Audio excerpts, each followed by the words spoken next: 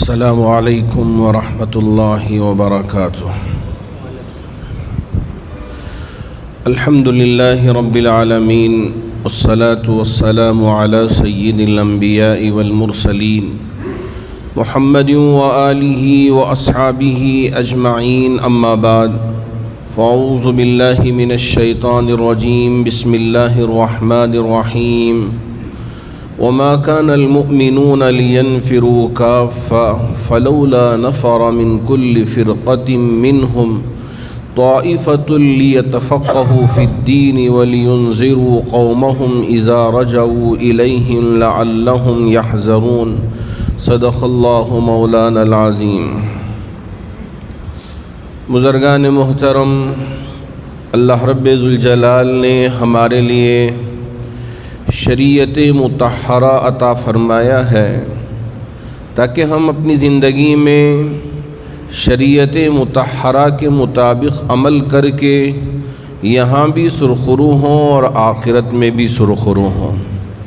ہم یہ نہ سمجھیں کہ ہم آزاد ہیں، ہم جیسے چاہیں زندگی جئیں، جیسے چاہیں رہیں، جیسے چاہیں ہم اپنا وقت گزار لیں، کوئی ہمیں پوچھنے والا نہیں ہے، نہ حلال ہے نہ حرام ہے، بس ہماری زندگی ہے، جو چیز ہم کو پسند آتی ہیں ہم اسے اختیار کر لیں گے۔ یہ ہماری خام خیالی ہے، یہ دھوکہ بازی ہے۔ اس وجہ سے اچھی طرح سے ہم کو سمجھ کے رکھنا ہے کہ میرے رب نے تاجدار مدینہ احمد مصطفیٰ محمد مجتبیٰ صلی اللہ علیہ وسلم کے ذریعے ہمارے لیے شریعت مطہرہ عطا فرمایا ہے، اسی کے مطابق ہم میں سے ہر ایک کو زندگی گزارنا ہے۔ میرے آقا تاجدار مدینہ محمد عربی صلی اللہ علیہ وسلم کے دور میں ایک چبوترا تھا۔ جو احباب بھی حج کے لیے تشریف لے گئے ہوں یا عمرے کے لیے تشریف لے گئے ہوں، انہوں نے دیکھا ہوگا کہ میرے نبی کا جو روضہ ہے اس روضے کے پیچھے ایک چبوترا بنایا گیا ہے، جو آج بھی اس چبوترے کو باقی رکھا گیا ہے۔ اس چبوترے پر ہی میرے آقا صلی اللہ علیہ وسلم بیٹھ کر حضرات صحابہ کو قرآن سمجھاتے تھے، حدیث سمجھاتے تھے، مسئلے مسائل جو بھی پیش آتے اسے بتاتے اور ان کے ذریعے دوسرے لوگوں تک ساری باتوں کو پہنچانے کا انتظام فرماتے تھے۔ یہ نہیں تھا کہ جتنے بھی لوگ مسلمان ہو گئے تھے وہ آ کے سب کے سب عالم بن گئے، سب کے سب حافظ بن گئے، سب کے سب مفسر بن گئے، سب کے سب محدث بن گئے۔ قوم میں اس دور میں اگر آپ ذرا دیکھیں تو ایک جماعت تھی جو اس کام کے لیے مخصوص تھی، ایک اور جماعت دوسرے کاموں میں لگی ہوئی تھی، لیکن سب دیندار تھے، سب کے دلوں میں سچائی تھی، جھوٹ نہیں تھا، دھوکہ بازی نہیں تھی، اور اسلام بیزار لوگ نہیں تھے، دین پر عمل کرنے والے تھے۔ کوئی ایک ایسا شخص نہیں ملتا تھا کہ جو ایمان والا ہو، مسلمان ہو اور وہ نماز نہ پڑھتا ہو، ایسا ہرگز آپ کو نہیں ملتا تھا۔ میرے نبی کا دور وہ تھا کہ حتیٰ کہ منافق بھی، جس کے دل میں نفاق ہو، وہ بھی پہلی صف میں آ کے نماز پڑھا کرتا تھا، اس لیے کہ اسے ڈر لگا رہتا تھا کہ اگر میں پیچھے رہ جاؤں تو کہیں میرا پول نہ کھل جائے اور میری بات سب کے سامنے نہ آ جائے۔ یہ بات الگ ہے، میرے رب نے حضرت جبرائیل امین کے ذریعے یہ اطلاع دے دی تھی کہ یہ شخص منافق ہے، یہ شخص منافق ہے، یہ شخص منافق ہے۔ پوری لسٹ میرے نبی کے پاس تھی، لیکن اللہ کے رسول علیہ السلام نے نہ کبھی مجلس میں بتا دیا کہ بھئی یہ منافق ہے، یہ منافق ہے۔ آپ کی مجلس میں آتے، بیٹھتے اور آپ کے پیچھے پہلی صف میں نماز ادا کرتے، پھر بھی آپ چھوڑ دیتے۔ یہ میرے نبی کا طریقہ ہے جسے آج ہمیں سمجھنے کی ضرورت ہے۔ اللہ رب ذوالجلال نے نبی کے ذریعے اسلام سکھایا، دین سکھایا اور اس پر عمل کرنا سکھایا۔ وہ یہ جو چبوترا تھا جس کے بارے میں میرے رب نے فرمایا وَمَا كَانَ الْمُؤْمِنُونَ لِيَنْفِرُوا كَافَّةً فَلَوْلَا نَفَرَ مِنْ كُلِّ فِرْقَةٍ مِّنْهُمْ طَائِفَةٌ لِيَتَفَقَّهُوا فِي الدِّينِ وَلِيُنذِرُوا قَوْمَهُمْ إِذَا رَجَعُوا إِلَيْهِمْ لَعَلَّهُمْ يَحْذَرُونَ۔ ایک ایسی جماعت ہو جو دین کی سمجھ رکھنے والی ہو۔ آج لوگ سمجھتے نہیں، آج لوگ یہ سوچتے ہیں کہ بھئی جس کسی نے بھی ٹوپی پہن لیا، جبہ ازار پہن لیا، داڑھی ذرا لمبی رکھ لیا، اب یہ عالم دین ہے، یہ مولوی صاحب ہیں، اب پکارنے لگ جاتے ہیں آؤ مولوی صاحب، جاؤ مولوی صاحب، ہم نے تو اسے مذاق بنا کے رکھ دیا۔ جی ہاں، یہ عالم کوئی مذاق کی چیز نہیں ہے، یہ عالم اس کی بڑی اہمیت ہے، بڑی عزت ہے، بڑی وقت ہے۔ اللہ رب ذوالجلال اسے اتنا مقام عطا کریں گے کہ قیامت کے دن بھی علماء سے پیچھے نہیں رہ سکیں گے، علماء کے پاس جائیں گے، پوچھیں گے۔ اسی لیے میرے نبی نے فرمایا العلماء ورثۃ الانبیاء قال لم یورثوا دینارا ولا درہما۔ جی ہاں، یہ جو علماء ہیں یہ انبیاء کے وارث ہوتے ہیں، یہ اپنی وراثت میں دینار و دراہم نہیں چھوڑتے۔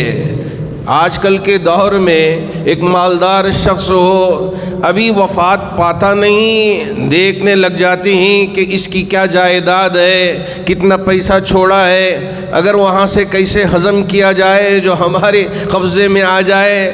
لوگ ان ساری چیزوں میں پڑ جاتے ہیں، جبکہ میرے نبی کی وراثت علم ہے، اور یہ جو عالم ہیں یہ نبی کے وارث ہوتے ہیں۔ اسی وجہ سے ہم ان کو معمولی نہ سمجھیں۔ کیا پڑھایا جاتا ہے مدارس میں؟ تفسیر پڑھائی جاتی ہے، حدیث پڑھائی جاتی ہے، اور تفسیر کے اندر تفسیر جلالین، تفسیر بیضاوی، تفسیر ابن کثیر۔ آپ یہ نہ سمجھیں کہ بالکل چھوٹا سا نصاب ہے، اسے پڑھ لیتے ہیں تو یہ عالم بن جائیں گے۔ 8 سال ایک طالب علم اپنا وقت لگاتا ہے اور یہ علم حاصل کرتا ہے، اور یہ اپنا وقت لگاتا ہے، قرآن سمجھنے کی کوشش کرتا ہے، حدیث سمجھنے کی کوشش کرتا ہے۔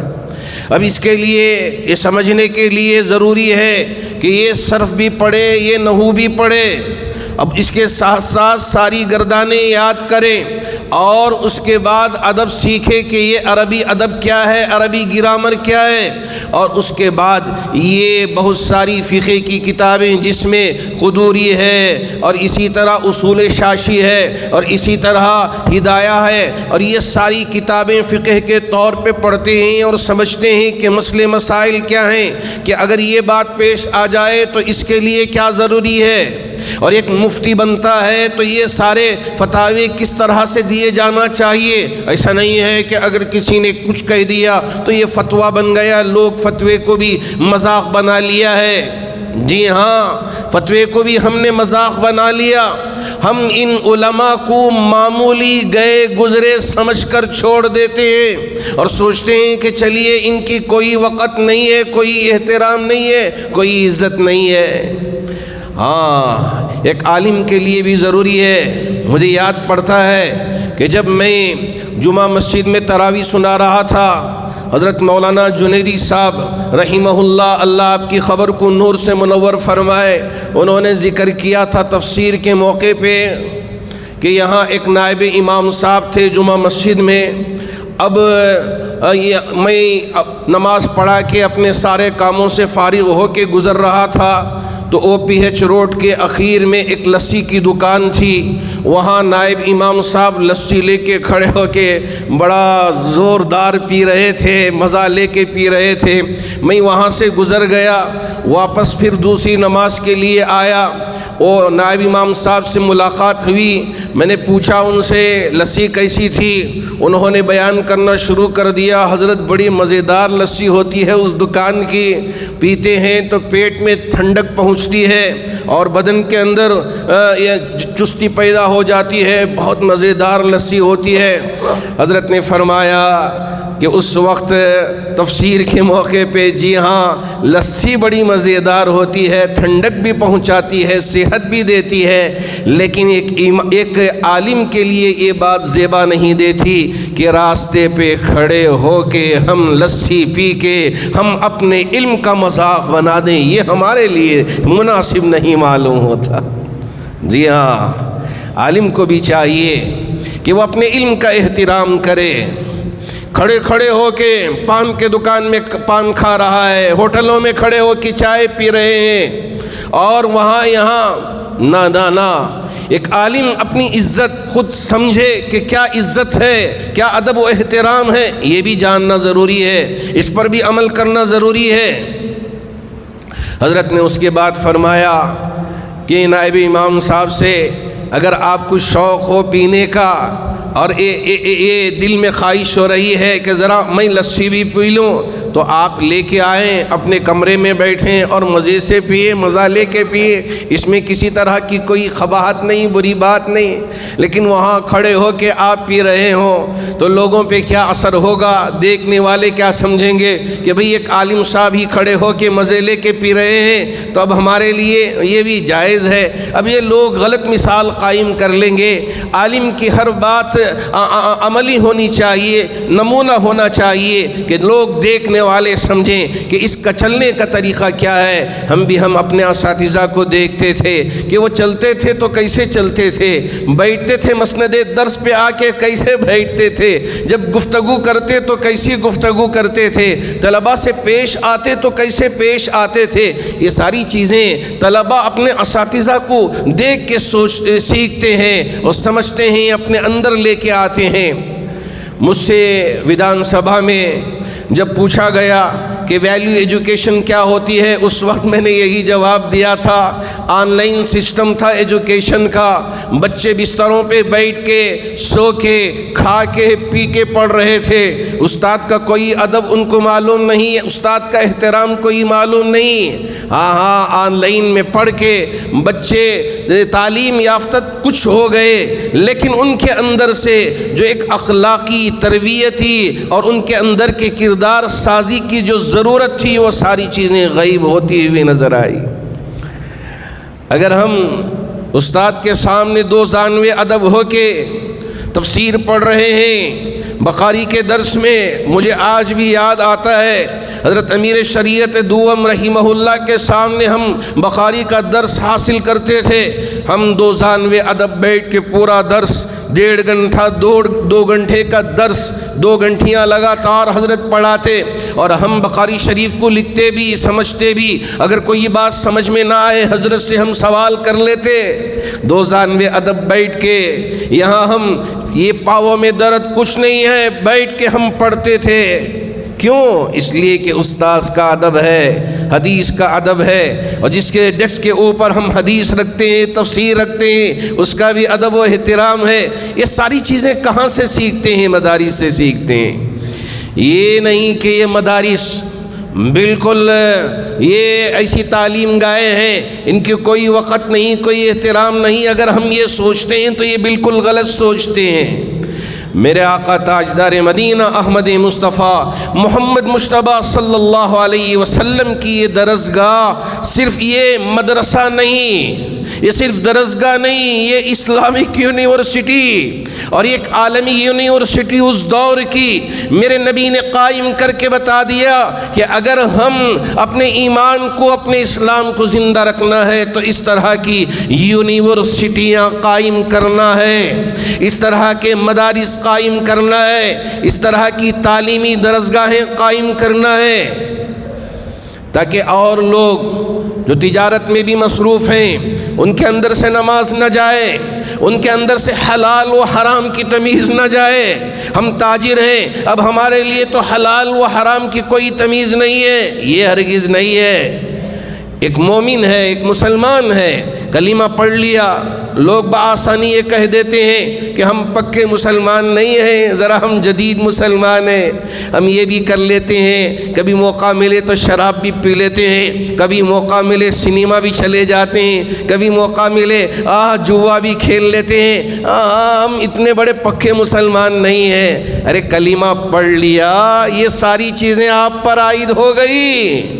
اب یہ کیا، یہ وہ مسلمان، یہ مسلمان ہم کہاں کہہ رہے ہیں؟ ہاں تقوی میں ہم ایک دوسرے سے آگے پیچھے ہو سکتے ہیں کہ ان کے اندر تقوی زیادہ ہے، ہمارے اندر ذرا تقوی کم ہے، یہ بات تو ہو سکتی ہے، لیکن حلال و حرام میں یہ نہیں کہہ سکتے کہ یہ اس میں اتنے پکے مسلمان ہیں کہ وہ اس پہ عمل کر رہے ہیں۔ جب ہم نے کلمہ پڑھ لیا، ہم نے اقرار کر لیا لا الہ الا اللہ محمد الرسول اللہ کا، اب زنا کے قریب بھی ہم جا نہیں سکتے۔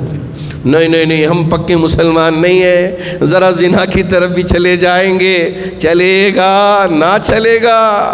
نہیں بالکل نہیں چلے گا، اس لیے کہ ہم نے کلمہ پڑھ لیا ہے اور ان چیزوں کی حرمت کو ہم نے اپنے اوپر مہر بند کر لیا ہے کہ ایک مسلمان کبھی زنا کے قریب نہیں پھٹک سکتا، جی ہاں کسی پہ ظلم نہیں کر سکتا، اس لیے کہ ہم نے کلمہ پڑھ لیا ہے۔ اب ہم نہ حق کسی کو قتل نہیں کر سکتے، کسی پر ظلم نہیں ڈھا سکتے، اس لیے کہ ہم نے کلمہ پڑھ لیا ہے۔ سود استعمال نہیں کر سکتے کیونکہ ہم نے کلمہ پڑھ لیا ہے۔ جھوٹ نہیں بول سکتے اس لیے کہ ہم مسلمان ہیں، کلمہ پڑھ لیا ہے۔ پکے مسلمان کچے مسلمان میں یہ بات نہیں ہے تقوی میں کہ کوئی آدمی رات بھر نمازیں پڑھ رہا ہے، قرآن کی بڑی تلاوت کر رہا ہے، لیکن ہم سے ہوتا نہیں ہے، ہم فرائض پڑھ لیتے ہیں اور سنتیں ادا کر لیتے ہیں، وہ بھی سنتیں موقدہ، سنتیں غیر موقدہ ہم سے ادا نہیں ہوتی، اور ہم قرآن کی تلاوت کر نہیں سکتے اس لیے کہ ہمارے پاس وقت نہیں ہے۔ اس میں تقوی میں یہ ذرا آگے ہیں کہ اس لیے یہ تہجد بھی ادا کر لیتے ہیں، یہ ذکر کی کثرت بھی کر لیتے ہیں، اور ماشاءاللہ یہ بڑے متقی ہیں، پرہیزگار ہیں، یہ کہا جا سکتا ہے۔ لیکن حرام و حلال میں یہ نہیں کہہ سکتے کہ ہم کچے مسلمان ہیں، ہم اتنے پکے مسلمان نہیں ہیں، اس میں بات ہو ہی نہیں سکتی، کوئی دو رائے ہو نہیں سکتی، یاد رکھیں۔ اللہ رب ذوالجلال نے ایک جماعت کو اس کے لیے مختص کیا ہے کہ آپ قرآن سمجھیں، قرآن فہمی آپ کے اندر آئے۔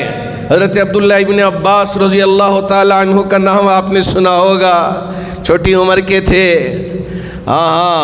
حضرت محمد عربی صلی اللہ علیہ وسلم کے چچا حضرت عباس، ان کے یہ فرزند عبداللہ تھے۔ میرے نبی جب دنیا سے پردہ فرما گئے اس وقت ان کی عمر صرف 13 سال تھی، 13 سال، چھوٹی سی عمر۔ حضرت میمونہ رضی اللہ تعالی عنہ اللہ کے رسول علیہ الصلاۃ والسلام کی زوجہ محترمہ، امہات المؤمنین، یہ آپ کی خالہ رکھتی تھی، آپ کی ماں اور حضرت میمونہ آپس میں بہن تھی تو خالہ ہوا کرتی تھی۔ اب خالہ کے گھر بچے چلے جاتے ہیں، حضرت عبداللہ بھی چھوٹی عمر کے تھے، خالہ سے بھی پیار تھا، اس سے بڑھ کر نبی کی معیت میں رہنا چاہتے تھے، نبی کی زندگی دیکھنا چاہتے تھے، نبی سے سیکھنا چاہتے تھے، جذبہ تھا، شوق تھا۔ حضرت عبداللہ ابن عباس رضی اللہ تعالیٰ عنہ اپنی خالہ کے گھر پہنچ کے نبی کی زندگی کو دیکھتے، نبی سے سیکھتے۔ ایک دن تہجد میں اللہ کے رسول علیہ الصلاۃ والسلام نے دیکھا کہ پانی پہلے ہی سے رکھا ہوا ہے۔ آپ نمازوں سے فارغ ہونے کے بعد پوچھا، میرے لیے آج تہجد میں کس نے پانی رکھا؟ حضرت میمونہ نے فرمایا عبداللہ ابن عباس نے رکھا ہے، عبداللہ نے رکھا ہے۔ اللہ کے رسول علیہ الصلاۃ والسلام نے ان کے اوپر ہاتھ رکھ کے دعا دی، اللہم فقہہ فی الدین وعلمنا القرآن الحکیم۔ اے میرے اللہ، عبداللہ یہ چھوٹا سا بچہ ہے، اسے قرآن کی بھی سمجھ دے دے، دین کی بھی سمجھ دے دے۔ اللہ رب ذوالجلال نے ان کو اتنی سمجھ دی کہ یہ مفسر قرآن بن گئے، مفسر قرآن بن گئے۔ حضرت عمر رضی اللہ تعالیٰ عنہ کی خلافت کا جب زمانہ تھا، اس وقت بڑے بڑے صحابہ، اکابر صحابہ، ان کی مجلس قائم ہوتی تھی۔ حضرت عبداللہ اس وقت ذرا جوان ہو گئے تھے، عمر ذرا، لیکن سب جو دوسرے صحابہ تھے سب اکابر صحابہ، بڑی عمر کے، جن کی داڑیاں پک گئی تھیں، ایسے صحابہ۔ اس میں ایک نوجوان حضرت عمر ان کو بٹھا لیتے۔ حضرات صحابہ کو شکایت ہو گئی کہ اتنے بڑے بڑے ہیں اور اس ایک نوجوان کو آپ بٹھا دیتے ہیں۔ حضرت عمر فاروق رضی اللہ تعالیٰ عنہ نے فرمایا، ارے اس کو کتنی دین کی سمجھ ہے اور یہ کتنی اچھی بہترین رائے رکھتا ہے، اور قرآن کی آیات کی کیسی تعلیل اور کیسی تعبیرات پیش کرتا ہے، آپ کو پتہ ہے، آپ کو پتہ نہیں ہے۔ حضرت عمر فاروق رضی اللہ تعالیٰ عنہ نے تمام جتنے صحابہ جن کو شکایت تھی ان کے سامنے یہ سورت تلاوت کی۔ ذرا بتائیے کہ اذا جاء نصر اللہ والفتح ورأیت الناس يدخلون فی دین اللہ افواجا فسبح بحمد ربک واستغفر انہ کان توابا، اس میں اللہ نے کن باتوں کی بشارتیں دی ہے؟ سب صحابہ نے فرمایا فتح کی، نصرت کی، کہ اللہ کی طرف سے فتح بھی ملے گی، اللہ کی جانب سے نصرتیں بھی ملے گی، اس کی بشارتیں ہیں۔ حضرت عمر فاروق نے فرمایا عبداللہ اب تم بتاؤ کہ اس میں کن باتوں کی طرف بتایا گیا ہے؟ حضرت عبداللہ ابن عباس رضی اللہ تعالیٰ عنہ نے فرمایا خلیفۃ المؤمنین، اس میں میرے نبی تاجدار مدینہ احمد مصطفیٰ محمد مصطفیٰ صلی اللہ علیہ وسلم کے پردہ کر جانے کی بات بتائی گئی۔ حضرت عمر نے پوچھ لیا کیسے؟ اس لیے کہ جب فتح ہو گئی، ساری نصرتیں مل گئی ہیں، اب نبی کا اس روئے زمین پر کوئی کام نہیں ہے، ان کا کام مکمل ہو گیا ہے۔ جب ان کا کام مکمل ہو گیا، اب ان کا یہاں رہنا نہیں ہے، اب یہاں سے پردہ کرنے کا وقت آ گیا ہے۔ یہ بات اللہ رب ذوالجلال نے سورۃ النصر کے ذریعے عطا فرمایا۔ حضرت عمر نے فرمایا سمجھتے ہو کہ کیوں بٹھاتا ہوں عبداللہ کو میری مجلس میں؟ تم سمجھتے ہو کہ یہ کم عمر ہے، لیکن اللہ نے اسے دین کی سمجھ دیا ہے، قرآن کی فہم کی سمجھ عطا فرمایا ہے، اس لیے اسے بٹھاتا ہوں۔ اللہ کا شکر ہے کہ ماشاءاللہ ہمارے یہاں مدرسے کھلے ہیں کہ مدرسے میں قرآن کی تفسیر پڑھائی جاتی ہے، حدیث کا درس دیا جاتا ہے، تاکہ ہمارے یہ طلباء ان علوم سے فارغ ہو کے عالم بنے، قاری بنے، حافظ بنے، مفتی بنے، قاضی بنے۔ جی ہاں، یہ سارے وہ باتیں ہیں۔ بہت سارے احباب ہمارے ہی احباب کو پتہ نہیں ہے کہ قاری کسے کہتے ہیں، قاری کسے کہتے ہیں۔ ہر قرآن کی تلاوت کرنے والا قاری نہیں، روایت حفص ہے، اللہ کے رسول علیہ الصلاۃ والسلام کی زوجہ اما حفصہ رضی اللہ تعالی عنہ، جو حضرت عمر فاروق کی دختر نیک اختر تھی، انہوں نے قرآن کو جس انداز میں پڑھا اس کو روایت حفص کہا جاتا ہے، اور اسی طرح ورش کی روایت ہے، اور یہ ابج، دہز، حتی، کلم، یہ سارے 7 طریقوں کی قرات ہے۔ اب یہ 7 طریقوں سے قرآن پڑھا جاتا ہے۔ وہ واقعہ بڑا مشہور ہے کہ حضرت عمر فاروق نے دیکھا کہ ایک شخص قرآن کو الگ طریقے سے پڑھ رہا تھا، تو ان کی گردن میں ہاتھ ڈال کے نبی کی بارگاہ میں لے کے آ گئے، کہا یا رسول اللہ یہ قرآن غلط طریقے سے پڑھ رہا تھا، اس لیے پکڑ کے آپ کی بارگاہ میں لے کے آیا ہوں۔ حضرت محمد عربی صلی اللہ علیہ وسلم نے کہا عمر ان کو چھوڑ دو، پہلے چھوڑ دو، گردن چھوڑ دو، جان میں جانا ہے۔ پھر اس کے بعد فرمایا عمر ذرا ہم سن لیتے ہیں پہلے ان سے قرآن کے کیا غلط سرد پڑھا ہے۔ تو انہوں نے پڑھا الحمدللہ رب العالمین الرحمن الرحیم مالک یوم الدین ایاک نعبد و ایاک نستعین اہدنا الصراط المستقیم صراط الذین انعمت علیہم غیر المغضوب علیہم ولا الضالین۔ اب اللہ کے رسول علیہ السلام نے حضرت عمر سے فرمایا کہ اب تم پڑھو۔ حضرت عمر بھی پڑھنا شروع کیے، الحمدللہ رب العالمین الرحمن الرحیم مالک یوم الدین ایاک نعبد و ایاک نستعین اہدنا الصراط المستقیم صراط الذین انعمت علیہم غیر المغضوب علیہم ولا الضالین پڑھا۔ اللہ کے رسول علیہ السلام نے فرمایا عمر ان کا پڑھنا بھی صحیح ہے اور تمہارا پڑھنا بھی صحیح ہے، اس لیے کہ 7 طریقے بلکہ 10 طریقے سے مجھے قرآن پڑھنا سکھایا ہے۔ اب یہ امالہ ہے، یہ سواد کی جگہ ذات پڑھتے ہیں، ذات پڑھتے ہیں جسے ہم کہتے ہیں، اب یہ مالکی کی جگہ ملکی پڑھتے ہیں، اب یہ ساری چیزیں مختلف قراتیں ہیں، تو یہ بھی ایک علم ہے، اس کو بھی سکھایا جاتا ہے مدارس میں۔ تو اس وجہ سے ہم ان عالموں کو مذاق بنا کے نہ رکھ دیں کہ عالم بن رہا ہے تو اس کی کوئی وقت نہیں، کوئی حیثیت نہیں ہے۔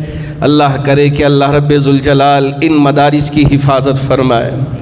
آج کچھ فرقہ پرست لوگ یہ چاہتے ہیں کہ ان مدارس پہ تالا لگ جائے، اس لیے کہ یہی وہ لوگ ہیں جو مسلمانوں کو صحیح شریعت بتلاتے ہیں، صحیح شریعت سکھاتے ہیں، اگر ہم ان کو ہی ختم کر دیں تو مسلمان بددین ہو جائیں گے، مسلمان دین سے منحرف ہو جائیں گے، بڑا آسان ہو جائے گا۔ اس وجہ سے ان کی یہ کوششیں ہیں کہ ان مدرسوں پر تالا لگ جائے اور یہ نہ تفسیر پڑھیں، نہ یہ حدیث پڑھیں، نہ فقہ پڑھیں، نہ دوسرے علوم سے یہ آراستہ و پیراستہ ہوں۔ اس طرح کی سازشیں رچی جا رہی ہیں، لیکن ہم قرآن کی یہ آیت پڑھتے ہیں کہ وہ مکروا ومکر اللہ واللہ خیر الماکرین، یہ ساری کوششیں کرتے رہیں اور سارے ہتھ کنڈے استعمال کر لیں، لیکن اللہ کی تدبیر سب سے بڑی تدبیر ہے۔ جنہوں نے مکے میں میرے نبی کو نعوذ باللہ قتل کرنے کا ارادہ کیا تھا، شہر بدر کرنے کا ارادہ کیا تھا اور قید کرنے کا ارادہ کیا تھا، اس وقت پر بھی، اس مشکل وقت میں بھی میرے رب نے اپنے محبوب نبی کی حفاظت فرمائی۔ وَإِذْ يَمْكُرُ بِكَ الَّذِينَ كَفَرُوا لِيُثْبِتُوكَ أَوْ يَقْتُلُوكَ أَوْ يُخْرِجُوكَ، ہاں ارادہ کیا تھا۔ وَيَمْكُرُونَ وَيَمْكُرُ اللَّهُ، یہ ان کی تدبیریں، ان کی چالیں چلنے دیں، لیکن اللہ کی تدبیر سب سے بڑی تدبیر ہے۔ اللہ کرے کہ اللہ رب ذوالجلال ہمارے ان مدارس کی حفاظت فرمائے، ان مکاتب کی حفاظت فرمائے۔ ایک ہے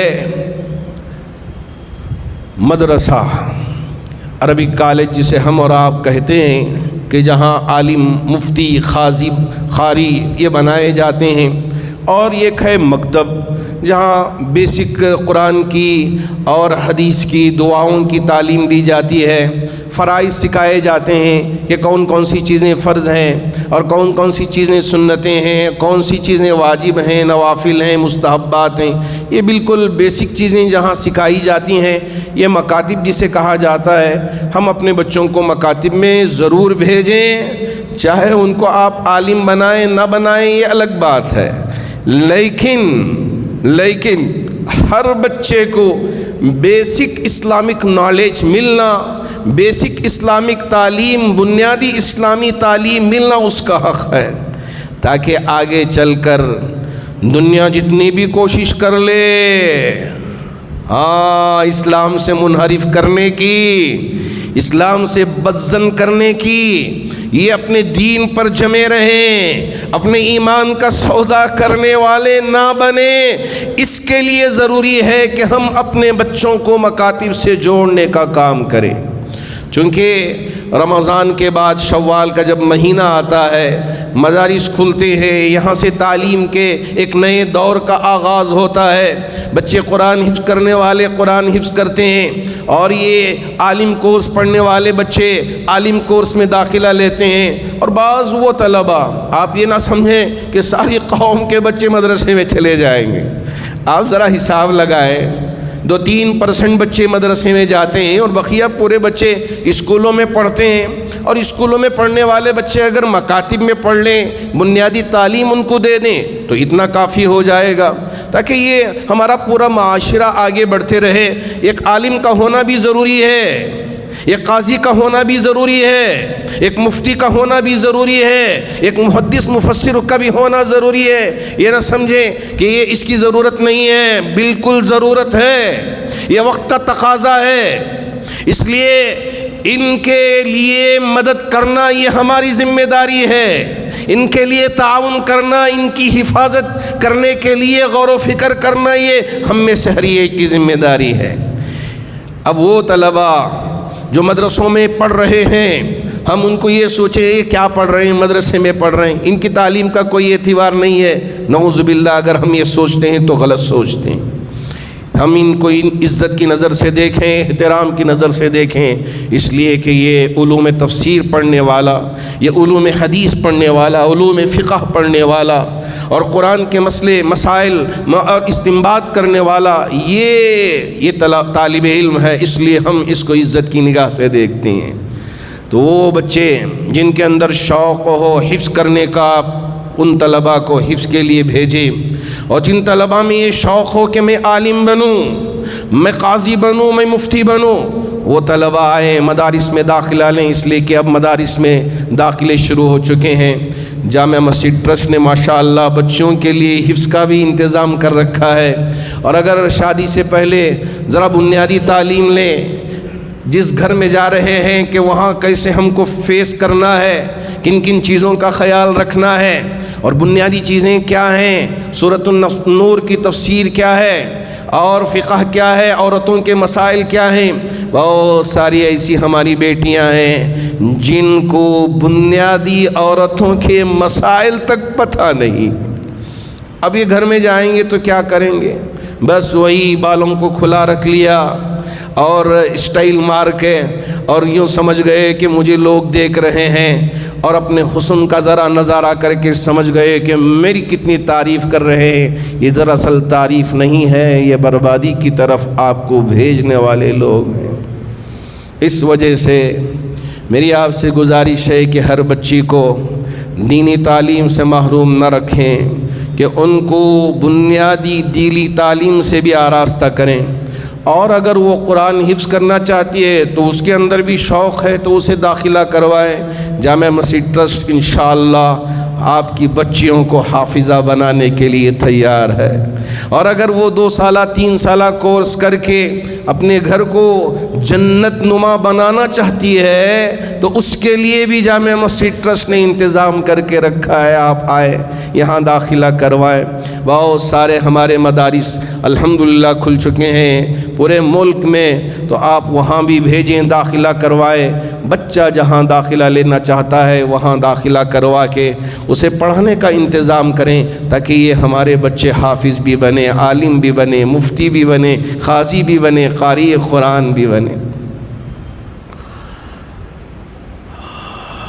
ہم سوچتے ہیں کہ حفظ کر کے کیا ہو جائے گا، قرآن حفظ کر لے گا تو کیا ہو جائے گا، یہاں پتہ نہیں چلے گا۔ جب یہ آنکھ بند ہو جائے گی، قیامت کے دن رب کہے گا حافظ قرآن سے، بیٹا او حافظ صاحب، دنیا میں بڑا ٹہر ٹہر کے تم قرآن کی تلاوت کرتے تھے، آج آئیے ہم آپ کو یہ اعزاز دیتے ہیں کہ آپ کے خاندان کے 10 افراد جہنم میں سزا کاٹ رہے ہیں، جہنم میں سزا بھگت رہے ہیں۔ آپ کو آج ہم یہ اجازت دیتے ہیں کہ آپ جائیں اپنے گھر کے 10 افراد جو جہنم میں سزا پا رہے ہیں ان کو جہنم سے نکال کے جنت میں داخل کر دیں۔ کتنا بڑا اعزاز ہوگا حافظ قرآن کے لیے۔ اس لیے ہم حافظ قرآن کو بھی معمولی نہ سمجھیں، قرآن یہ یاد کرے، اپنے سینے میں بٹھائے، حلال و حرام پر عمل کرنے والا بن جائے، اللہ کو ڈرنے والا بنے، غلط کام کی طرف جیسے ہی اس کا قدم اٹھے اسے یہ یاد آئے کہ میرے سینے میں قرآن محفوظ، اسے یہ ذہن میں آ جائے کہ میرے دل میں قرآن ہے، میں اسے رکھ کر کیسے غلط کام کی طرف آگے بڑھ سکتا ہوں، قدم اٹھا سکتا ہوں۔ اللہ ہر ایک حافظ کی حفاظت فرمائے، ہر ایک قاری قرآن مفتی کی حفاظت فرمائے۔ تو اس لیے ہم ان مدارس کو ویسٹ نہ سمجھیں، ان کو سمجھیں کہ یہ بالکل گیا گزرا کام کر رہی ہیں. اس طرح کی سوچ ہرگز ہم اپنے ذہنوں میں نہیں رکھنا چاہیے. دشمن یہی چاہتا ہے، اس لیے کہ یہ دین کے قلعے ہیں، اسلام کے قلعے ہیں، اس پہ تالا لگ جائے یا بند ہو جائے، یہ دشمن کی سوچ ہے. لیکن میرے نبی کا مدرسہ وہ اصحاب صفہ تھا، یونیورسٹی وہ تھی، تو یہ سارے مدرسے اسی سے نسبت رکھتے ہیں. تو اس وجہ سے ان مدارس کی حفاظت کرنا ہر ایک مسلمان کی ذمہ داری ہے. اللہ کرے کہ اللہ رب ذوالجلال ہمیں بھی اور آپ میں سے ہر ایک کو بھی یہ باتیں سمجھنے کی توفیق عطا فرمائے. ماشاءاللہ، اللہ کا شکر ہے کہ ہماری ریاست میں الیکشن پرامن طریقے سے منعقد ہوا، کہیں بھی کوئی واقعہ پیش نہیں آیا. اللہ کا بڑا فضل ہے کہ حضرات علماء کی، ائمہ اور خطبہ کی جانب سے جو اعلانات ہوئے، امیر شریعت کی جانب سے جو اعلان ہوا کہ ہماری خواتین بھی بڑھ چڑھ کر حصہ لیں، پیچھے رہنے کی ضرورت نہیں ہے. ہماری خواتین نے بھی، ہمارے مرد احباب نے بھی اس پر توجہ دے کر خواتین کو بھی اس میں حصہ لینے کا موقع دیا. بہت ساری خواتین نکل کر ماشاءاللہ ووٹ کیے ہیں. نتیجہ اللہ کے ہاتھ میں ہے. قل اللہم مالک الملک تؤتی الملک من تشاء وتنزع الملک ممن تشاء وتعز من تشاء وتذل من تشاء بیدک الخیر انک علی کل شیء قدیر. السعی منا والاتمام من اللہ. کوششیں ہماری ہوں گی اور پورا کرنے کی ذات اللہ کی ہوگی، اور اللہ ہی کا حکم چلے گا. ان الحکم الا للہ للہ الامر من قبل ومن بعد. پہلے بھی اللہ ہی کا حکم ہے، بعد میں بھی اللہ ہی کا حکم ہے. ہم کو تو صرف کوششیں کرنا ہے، اچھی سوچ رکھنا ہے. اللہ کا فضل ہے کہ ہماری خواتین بھی، ہمارے احباب نے بھی ہمارے یہاں جو الیکشن ہوا اس میں حصہ لیا. بتایا گیا کہ 70% ماشاءاللہ مسلمانوں نے اس مرتبہ حصہ لیا ہے. یہ بڑا ماشاءاللہ ہمارے لیے ایک نتیجہ ہے. اللہ کرے کہ اس میں کامیابی میں ہمارے لیے منتقل فرمائے. عزت دینے والی ذات اللہ کی ہے. آزمائشیں آتی رہیں گی، پریشانیاں آتی رہیں گی، لیکن ہر مسلمان ایمان پر ثابت قدم رہے، جمے رہے، اس کی کوشش کرنی چاہیے. ایک اور بات آپ کے توسط سے پوری ریاست کرناٹک کے احباب تک پہنچانا چاہوں گا. چونکہ ہار جیت الیکشن کا حصہ ہے، کوئی ہارے گا کوئی جیتے گا. اگر کوئی اپنا ہار جائے تو اتنا غم کریں اور اتنا واویلا مچائیں کہ سارے لوگ پریشان ہو جائیں، یہ بھی مناسب نہیں ہے. اور اگر آپ کا کوئی شخص، آپ کا امیدوار جیت گیا، اتنی خوشیاں منائیں کہ اس کے بارے میں ایسے پوسٹر بنائیں کہ بنا کے یہ سوشل میڈیا میں ہم سرکولیٹ کریں، جس کی وجہ سے پھر ایک اور بکھیڑا کھڑا ہو جائے، ایک اور پریشانی لاحق ہو جائے. اس وجہ سے ان ساری چیزوں پہ نظر رکھ کر ہمارے نوجوان خصوصیت کے ساتھ جو چیزیں حد میں رہ کر کی جا سکتی ہیں ان حدود کا خیال کر کے آپ کر سکتے ہیں، اور شریعت مطہرہ کو پامال نہ کریں. ایک مسلمان کبھی شریعت کو مذاق نہیں بنا سکتا، شریعت کو چھوڑ نہیں سکتا. یہ ہمارے ذہنوں میں ہونا چاہیے. یہ نہ کہ ہم خوشیاں منا رہے ہیں، اب خوشیوں میں شراب بھی پینا شروع کر دیا، ناچ گانا بھی شروع کر دیا، وہ میوزک بجا کے دبا کے ہم ناچ رہے ہیں. کیوں؟ اس لیے کہ خوشی کا موقع ہے. نعوذ باللہ، نعوذ باللہ من ذالک. اللہ ان ساری حالتوں سے ایک ایک نوجوان کی، ایک ایک مسلمان کی حفاظت فرمائے. اللہ کرے کہ اللہ رب ذوالجلال ہماری ریاست میں امن و امان برقرار رکھے. ہر قسم کے شریروں سے، ہر قسم کے فسادیوں سے اور ہر قسم کی فسطائی طاقتوں سے اللہ ہماری ریاست کی اور ہمارے ملک کی اور پورے عالم اسلام کی حفاظت فرمائے. میں آپ سے گزارش کرنا چاہوں گا کہ ماشاءاللہ مدرسہ کھل چکا ہے اور اسکول بھی کھل چکا ہے. نرسری سے لے کے PUC، چاہے آپ اپنی بچیوں کو داخلہ کرنا چاہتے ہیں آپ یہاں داخلہ کروائیں. ڈگری کے اندر بھی داخلے شروع ہو چکے ہیں. ایک ایسا موقع ہے کہ اب مدرسوں میں بھی داخلے کا موقع ہے اور اسکولوں میں بھی داخلے کا موقع ہے، کالجوں میں بھی داخلے کا موقع ہے. جامع مسجد ٹرسٹ نے ایک طرف حفظ کا، عالم کورس کا، لڑکے اور لڑکیوں کا، اور دوسری طرف یہاں پورا اسکول اسکولی نظام دینی نہج پر قائم کیا ہے، دینی ماحول میں، کہ ہماری بچیاں باحجاب ہو کے یہاں تعلیم پاتی ہیں، تعلیم حاصل کرتی ہیں۔ اللہ کا اتنا بڑا فضل کہ ہمارے یہاں جو اس وقت اسٹیٹ کا 10ویں جماعت کا جو نتیجہ آیا، جامع العلوم ہائی اسکول نے 90% لے کر کامیابی حاصل کی ہے۔ ہمارے بچے اور بچیاں جو یہاں تعلیم پاتے تھے، ماشاء اللہ اچھا نتیجہ حاصل کیا ہے۔ یہ آپ سب کی دعاؤں اور آپ سب کا تعاون کا نتیجہ ہے کہ جامع العلوم ہائی اسکول نے ایک اچھی کامیابی ماشاء اللہ پائی ہے۔ اسی طرح ہماری کالج میں بھی سائنس بھی ہے اور کامرس بھی ہے، اور اسی طرح BCA اور BCom ڈگری کالج کے اندر بھی یہ پڑھائیاں بھی ہو رہی ہیں۔ اس سارا نظام ماشاء اللہ حدود شرعیہ پر عمل کرتے ہوئے ان تعلیمات کا انتظام کیا گیا ہے۔ اس لیے میری آپ سے گزارش ہے، اگر آپ کی بچیاں یوں سمجھیں کہ ہم یہ پردے میں اور یہ بغیر کوئی ایجوکیشن کی تعلیم نہیں پائیں گے، ہم کو تو لڑکے چاہیے، ہم کو تو کوئی ایجوکیشن چاہیے، ہم کو تو ذرا آزادانہ ماحول چاہیے، ایسی بات بھی ہماری بچیوں کی طرف سے ملتی ہیں۔ اور ہم یہ کہتے ہیں کہ مولانا یہاں بچیاں اس لیے نہیں آتے کہ یہاں پردے کا ماحول ہے اور یہاں اخلاقیات ہیں، یہاں کردار سازی ہوتی ہے، ذرا آزاد ہونا چاہتی ہیں اس لیے کہ یہ بڑی ہو گئی ہیں اور بڑے ماحول میں پڑھنا چاہتی ہیں۔ یاد رکھیں، بڑے ماحول میں جا کے کہیں جہنم کے حقدار نہ بن جائیں، کہیں غیر کے ساتھ مل کے ایمان کا سودا کرنے والے نہ بن جائیں۔